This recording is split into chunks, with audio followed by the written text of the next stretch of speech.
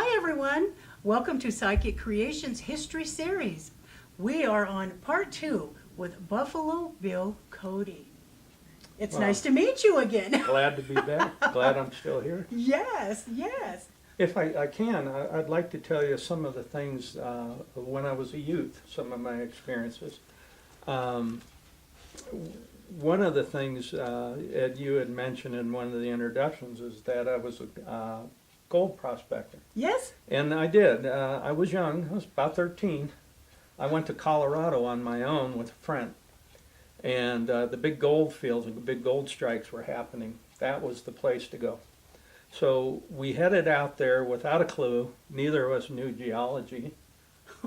I'm not even sure we knew what gold looked like from in the ground or how it was mined. But we got there and we felt all of the good claims were already taken and how to prospect. We're 13 years old. We're worried about eating. So prospecting was not big for us. We did a few odd jobs to get enough money. We had all our truck with us, all our supplies. We loaded them up, and we were going to take the rivers back to Kansas. Okay. Because horses cost money.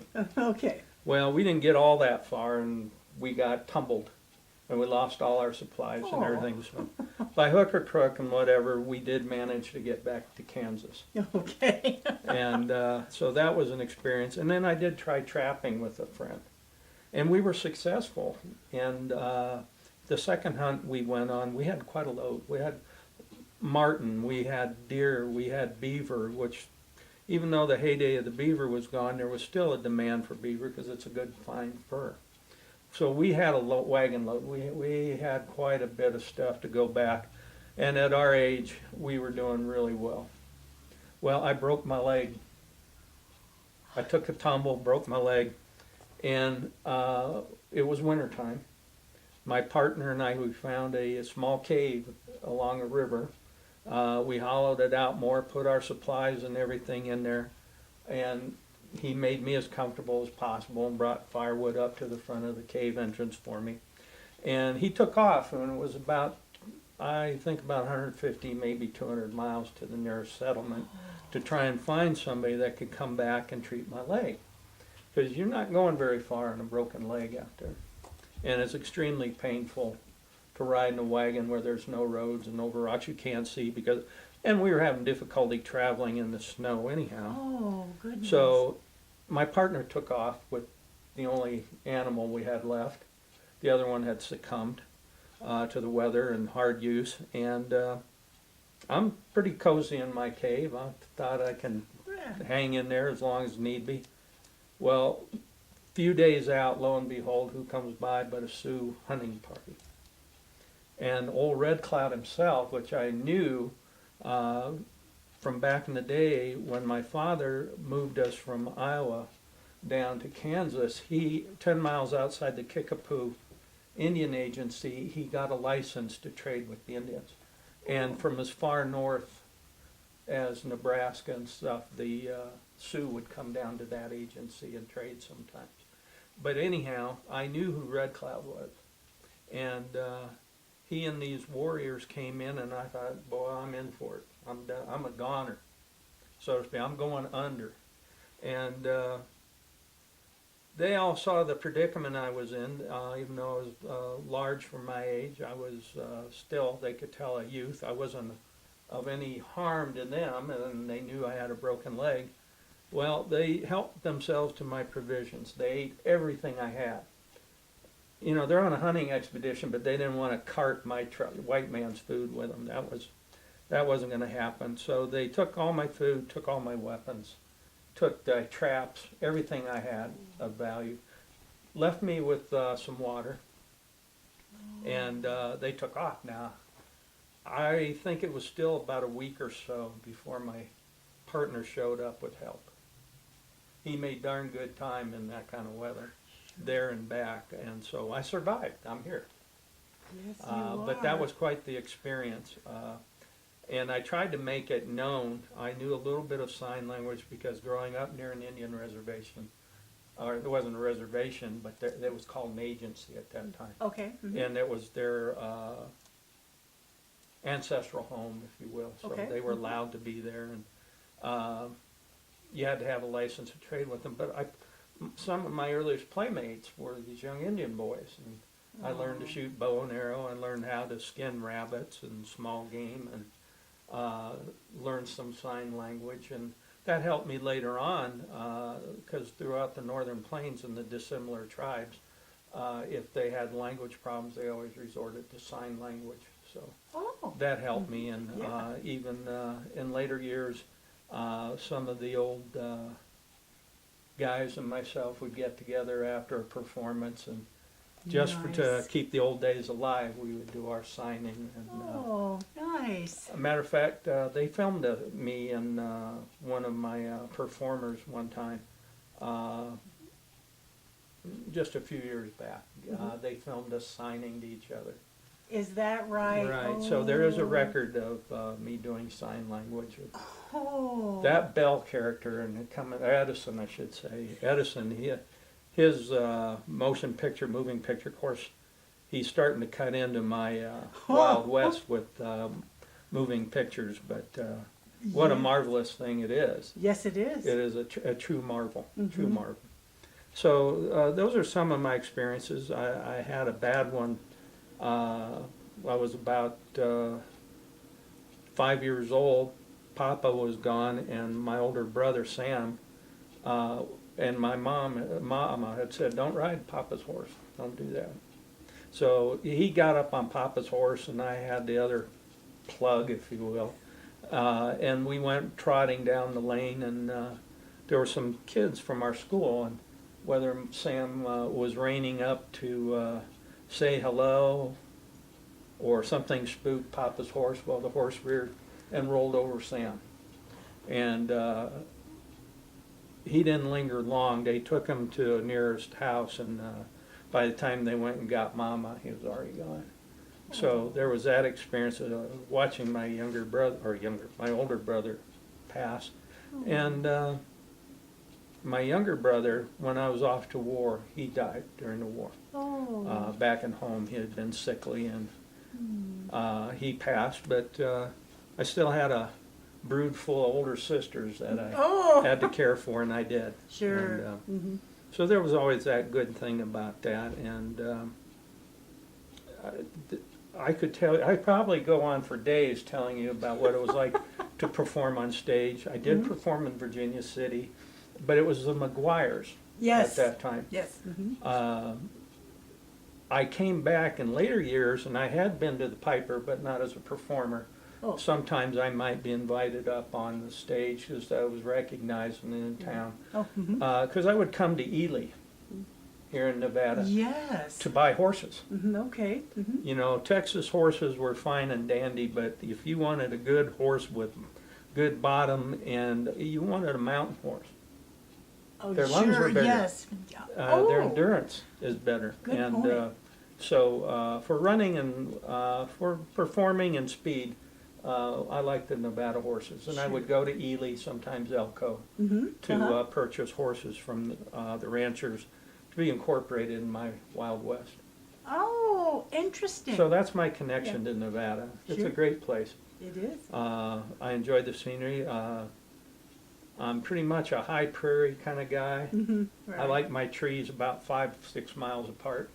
Oh, sure. Okay. So, but such beautiful country. And my last ranch that I purchased was just outside of the newly established Yellowstone National Park that my friend and acquaintance Theodore Roosevelt set up. I have the TR Ranch, which is just on the eastern side, the entrance or exit, depending, and that's up in the trees. And I've learned to love the piney scent. And I had always thought I was going to retire to Scouts Rest Ranch there in North Platte, Nebraska, and I had been sending Louisa money to acquire adjoining properties and build on it. I don't know what she did with all that money, but she did wear some mighty fine clothes. Oh, okay. So, but anyhow, and she was afraid that I was going to squander all our money. Oh, But okay. I did acquire the ranch in Wyoming, and I was beginning to believe that would be my retirement. So, Was it? no ma'am. No, it wasn't. Okay. No, I always had to continue working, even though I was, Oh. I'm getting tireder and tireder. Sure. I have to keep performing, and some bad business contracts that I made with others to support the Wild West, they ended up controlling me. And Barnum and, no, the Floto Okay. Circus. I forget the other gentleman's name, but it was this Bell or Sells Floto, I think it is, circus.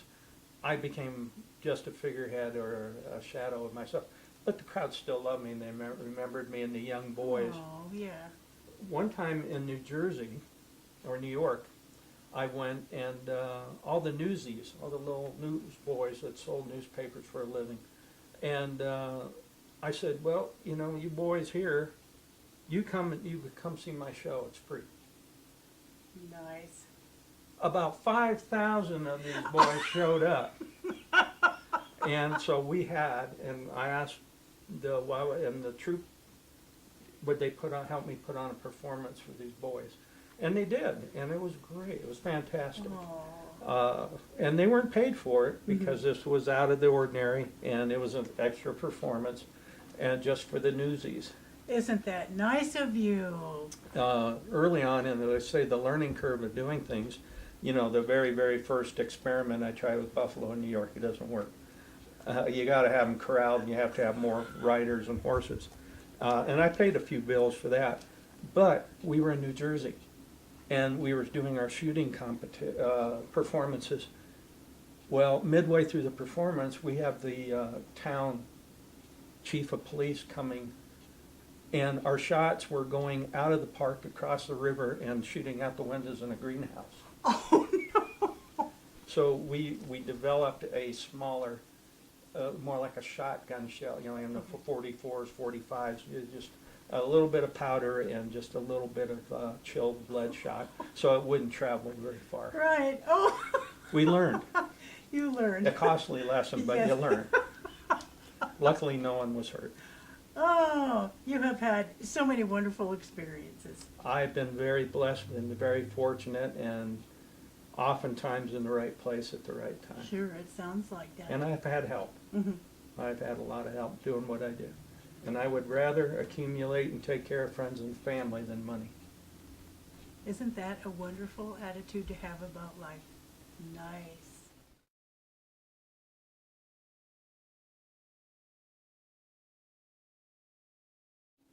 All right, now viewers, I think what I would like to do is ask Chuck Baldauskas to talk to us about how he was inspired to portray Buffalo Bill Cody. When was it that you became interested in history? Well, history and me go way back. Even as the youngest memories I have, my mother and father grew up and lived a long time in Wyoming, Pennsylvania.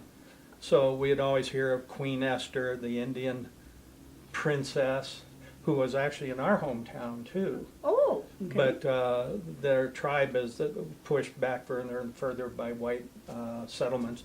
But anyhow, they would always, my mother was fascinated, I think, a little bit with the Indian history of her hometown. So when we'd go back there, you know, I'm always looking the ground, you know, other kids are looking for lumps of coal, I'm looking for Indian arrowheads, never found any. Oh. But Mother always had stories and the history, and there was about 200 settlers that were killed in the Wyoming Valley during the Revolutionary War. British officers with a few troops, but mostly several hundred Iroquois warriors, attacked the town of Wyoming. And there was a big battle that raged, not in the normal sense of battle lines and stuff, but isolated cabins, and the militia tried to make a stand here and there and hold them off so the women and children that could get away. But about 200 some people were slaughtered, and after about a year, it took about a year for people to get back there, because now this is all hostile Indian territory. They gathered up the bones that they could find, and there's a monument there that was just about 500 feet from my aunt's house, where they built this cairn. It's actually a granite tomb, if you will, with Okay. a spire on top. And the bones were interred in there, and all the names of the people that they can, through research, et cetera, that they knew died, because, you know, you come back a year later, the animals and weather and Sure. stuff, the bodies weren't Oh. recognizable unless they had certain articles of clothing. Right, right. So that really intrigued me, and there were 2 Civil War cannons out there, which that was the biggest thing in my life. You know, even with all the westerns on TV, and yeah, we played Wild Bill, we played Buffalo Bill, maybe. I don't remember playing Buffalo Bill, but Sure. Billy the Kid was big. Oh, You know, sure. Range Rider, those type shows, Cheyenne. So, but the gunfighter thing never appealed to me that much. I liked all that. I watched all of them, but I liked the Army. I liked the Scouts. Okay. That always appealed to me. Which, hey, Buffalo Bill, come on. Right. So I was doing that, and the Civil War was my biggest thing. For a short time after I moved here to Nevada, I had been getting more and more interested in the mountain man. Oh, The yeah. idea that these guys could live out on their own without support of civilization and running to the local general store for what they needed, it was fascinating to me. Well, I had retired just recently from the state of Nevada, Oh, and I had a friend that was visiting from back east and wanted to go to Virginia City, so here we go. I'm wearing shorts. I had short hair parted in the middle, mustache that went to a beard. It wasn't a point or anything, just face whiskers, you know, this style. I'm wearing shorts, a Hawaiian shirt, sandals, and I'm in the visitor center talking with my friend, and there was a gentleman there, all dressed in black and everything, and thought, well, you know, maybe, because I was interested in getting into cowboy action shooting. Oh, Because I had shot in competition in the service, you know, pistols Oh, and stuff. uh-huh. So I thought, you know, Mary wanted to make dolls, my wife Mary. She made dolls, and I wanted to do cowboy action shooting, and we would organize our routes along wherever her craft fairs were and the end of trail shootouts, Okay. Single Action Shooter Society. Well, anyhow, we're in there, and I saw this gentleman. He's carrying guns. This gentleman in black, who come to be, I find out his name is Doc Durden. Oh, I know him well. So Doc is there, and he's talking with me. He says, "Oh, you don't want to do that." And now he's a big guy. If you're familiar with him, he's bigger than I am. He's now in my face. I mean, he's invading my space, Okay. and I'm going, "What is this guy?" I don't know what his persuasion is, but he's here, and Yeah. he's looking at me, and he says, "I see Buffalo Bill." Oh. And here I'm ready to talk to him about cowboy action shooting, and I wanted to be Waco Johnny Dean from Winchester 73, Dan Duryea's character. I always thought he was, if I was going to be a cowboy, it was going to be him. Okay. And so I'm thinking about it, I go home, and I told Mary what had happened, and so I started researching, and he says, you ought to, the doc says, you got to do Buffalo Bill. You look like him. And I couldn't see it, didn't understand it. And growing up in the 60s, all of our heroes in history is bunk. It's not true. Oh, he was just an alcoholic. That's all I knew. He was a showman and he was an alcoholic. Well, I started doing research, and it took six to 8 months before I decided. When I found out he won the Medal of Honor, you can't buy one of those. So he became the real deal. I started digging into it more deeply and trying to understand the man and what motivated him, what caused him to be Buffalo Bill. Okay. And there was no cause. It was his natural evolution, and it intrigued me, and then I decided to do it. Oh, yay. Because, you know, I'm 62 years old at the time, and I'm going, I'm not a gunfighter. I'd be dead if I was a gunfighter at this age. And that's probably another reason it was a good thing to pick Buffalo Bill, because he had a long career. Yes. A lot of these guys died terribly. I just thought, I got to do this, and I committed to it, and I've never stopped doing the research on him. I've read his autobiography. He wrote 2 autobiographies, Buffalo Bill did. Oh, he did? Okay. So I read both of them numerous times, and I go back to certain things. I've got a card index. I write Sure. notes, and Oh, yeah. so that's what motivated me to get into Buffalo Bill. I remember reading how he got his name, Okay. and that stuck with me for some reason. But I never much thought of Buffalo Bill and the shows, the one with Charlton Heston and others. Here's a 35-year-old man playing a 14-year-old boy writing for the Pony Express. I just didn't didn't fit. understand that Yeah. at all. And then the guy who played Buffalo Bill with Gary Cooper playing Wild Bill Hickok. Oh, That okay. was that one. Even though it wasn't necessarily historically accurate, it was good entertainment Oh, okay. and done in a really nice style. Right. So doing Buffalo Bill, it's been an evolutionary process. Even after I jumped into doing it, I wouldn't say it came easily, but the more I studied, the more I liked, and I'm fascinated with them, and I hope that what I do, I'm not bringing any dishonor to the man's name or image. I don't think so. Oh, I think he would be I think very- it makes me better in Sure. ways. Of course, I'm sure my wife may not agree with everything. Well, if I could ask you a question, I like to Yeah. ask this of my guests on my history series. Do you, through your research and through finding your outfits and your performances, do you feel Buffalo Bill spirit around you, guiding you? That's a toughie. Even though I've had a few experiences in my life that could be considered paranormal, or the more I study Buffalo, and it's odd that when I get involved in history, I read, and then like he died, Buffalo Bill died in 1917. Okay. My mother was born in 1914, so I feel, oh man, just as close to the man. Uh-huh. And by doing Buffalo Bill and the people that I've met, and I've got more cousins than I can shake a stick at. Yeah. My aunt said somehow my uncle said we're we're cousins. I don't know how, but we're cousins. You know. Okay, sure. Fantastic. I'm loving it. You know, did Aunt Ruth send some chocolate chip cookies? Yeah. But it's odd. The more I study him, you know, I get this mental picture when I do something, Okay. especially when I'm up in Virginia City and I get just a little out of character, carried away with something. I get this mental image of him with a disproving look. No words, no overt Yeah. gestures, just a. Oh. Or if I do something right, it's sort of it's a mental picture. Sure.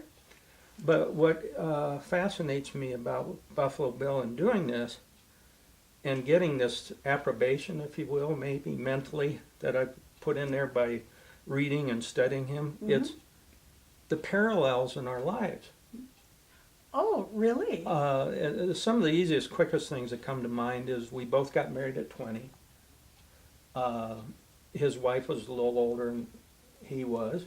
My wife's just months older than me, but again, the older woman factor.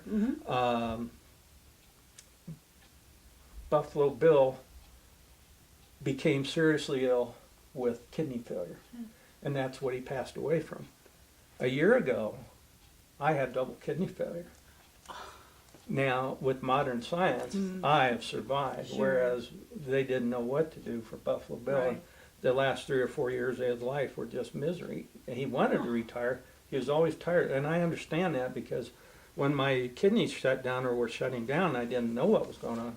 All I had was that malaise and not wanting to do anything, no energy to do it, and lack of appetite. And I went to a dentist and passed out, and I had to call my wife to come pick me up. And that's when they determined I had kidney failure. So, boy, that was, and I have that in common with Buffalo Bill, other than the fact, and I'm not going to say I'm dying in January of my 70th year, Right, okay. but it seems like right now things are going really close. Oh, goodness, all right. Well, let's see here. Where do you do your venues? Where do you perform, Buffalo? Anybody who wants me or needs me, I'm available. I've been in 2 movies. I've been on a TV show, done a commercial for the state of Nevada with others. It was an ensemble thing, okay. and performed at one of the governor's things where the youth, Boys and Girls Club, I think it was the reason for the meal, the dinner up in Reno. With Doc Durden, he invited me to perform up in Reno with him. Nice. And he's been with me at the Dangberg Ranch. We've done the Buffalo Bills Wild West, and he co-hosts it and Yes. performs. And I go to Genoa quite a bit. I've been in parades, the Nevada Day Parade, all the Virginia City parades. Nice. And pretty much anybody who wants to hear about Buffalo Bill, I'm ready to tell them. You are. Whether they want to know it or not. Oh, how fun. Well, I'll tell you, we sure have enjoyed Buffalo Bill Cody and also Chuck. Well, thank on you our very much. program. It was a real pleasure to be here. Well, thank you. You're doing a great thing and helping get people's characters and names out there, and we appreciate you.